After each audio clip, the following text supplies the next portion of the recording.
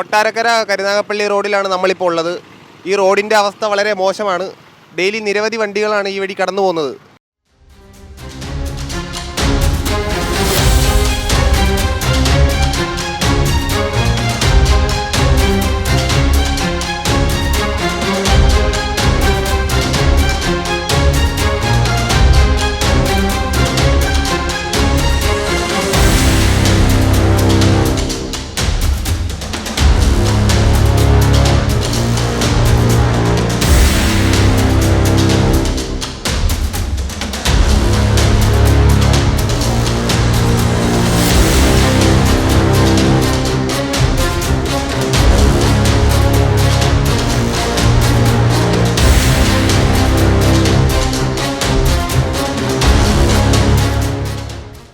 ഈ റോഡിൻ്റെ അവസ്ഥയെക്കുറിച്ച് നമുക്ക് നാട്ടുകാരോട് തന്നെ ചോദിച്ചറിയാം. ഇന്നലെ രാവിലെ തന്നെ ഒരു 8 മണിയായപ്പോൾ ഞാൻ വണ്ടിയും കൊണ്ടുവന്നപ്പോൾ ഒരു പാമ്പ് പിടിച്ചൊരു 70 വയസ്സിൽ പുറത്തുള്ള ഒരു അദ്ദേഹം വന്ന് ഇവിടെ വന്ന് ഒരു ബൈക്ക് കൊണ്ടുവന്ന് സ്കൂട്ടറിൽ വന്ന് ഇവിടെ വീണ് ഈ കാലെല്ലാം പൊട്ടി വാരി വായും പൊട്ടി. അവസാനം ഞാനായ ഒരു വണ്ടി ഇവിടെ നിർത്തിയിട്ട് ഞാൻ ഒരു ആട്ടോ വിളിച്ച് അദ്ദേഹത്തിനെ എടുത്ത് വണ്ടിക്കകത്ത് ഞാൻ വേറൊരു ചെറുപ്പക്കാരനും കൂടെ ചേർന്ന് ആ വണ്ടിക്കകത്ത് ഹോസ്പിറ്റലിൽ കൊണ്ടുപോയത്. അപ്പോൾ ഇവിടെ നിന്ന് വെച്ചാൽ ഇപ്പോൾ 2 സ്ത്രീകളാർ ഒരാഴ്ച മുമ്പ് 2 പെമ്പിള്ളാർ ഇവിടെ പറഞ്ഞു. അന്നേരം ഞാൻ ഇവിടെ സ്ഥലത്തുണ്ടായിരുന്നു. അപ്പോൾ നമ്മൾ തന്നെ ഇതിലെ കൂടെ ലോഡ് കൊണ്ടുപോകണമെങ്കിലോ അഥവാ പിന്നെ ജനങ്ങൾക്ക് നടന്നു പോകാൻ പോലും വളരെ ബുദ്ധിമുട്ടായിട്ടുള്ള ഒരു റോഡ്. ഇതിപ്പം കൂടെ 2 മാസം 3 മാസം കൂടുമ്പോൾ എന്തെങ്കിലും പശ പോലത്തെ സാധനം കൊണ്ടുവന്ന് ഒട്ടിച്ചിട്ടാണ് പോകുന്നത്.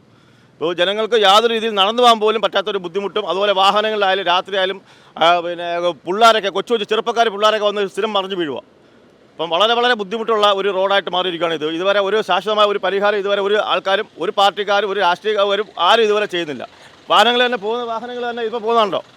അത് വളരെ ബുദ്ധിമുട്ടിയാണ് പോകുന്നത്. വാഹനങ്ങൾ പോകുന്നത് ബുദ്ധിമുട്ടി പോയാൽ കുഴപ്പമില്ല. ജനങ്ങൾ വീട് മരിച്ചു പോയാലോ അവർക്ക് എന്തെങ്കിലും സംഭവിക്കുക ചെയ്യാൻ ആരും ഉത്തരവാദിത്തം ചെയ്യത്തില്ല. വലിയ ആൾക്കാരുടെ മക്കളൊക്കെ വീട് മരിച്ചാലാണെങ്കിൽ അവർക്ക് കുഴപ്പമില്ല, അവർക്ക് അന്നേരം ഈ പണിയാവും. ഇപ്പോൾ പാവം പിടിച്ചവരൊക്കെ വന്ന് വീട് മരിച്ചു കഴിഞ്ഞാൽ ആരും ഒരു ഇതും ഇല്ലാത്ത രീതിയാണ്. കാരണം ഇന്നലെ തന്നെ വന്ന ഒരു ചെറുപ്പക്കാരൻ ഒരു വയസ്സായ ഒരു വ്യക്തി വന്ന് പറഞ്ഞു വീണിട്ട് എടുക്കാൻ പോലും ആരുമില്ല. ഞാൻ വണ്ടി നിർത്തിയിട്ട് ഓടിപ്പോയി എടുത്തുകൊണ്ട് വന്ന് ഒരു ഹോസ്പിറ്റലിൽ കൊണ്ടുപോയത്. അപ്പോൾ വളരെ ബുദ്ധിമുട്ടായിട്ടാണ് ഇപ്പോൾ റോഡാണ് ഇപ്പോൾ ഇത് സംഭവിച്ചുകൊണ്ടിരിക്കുന്നത്.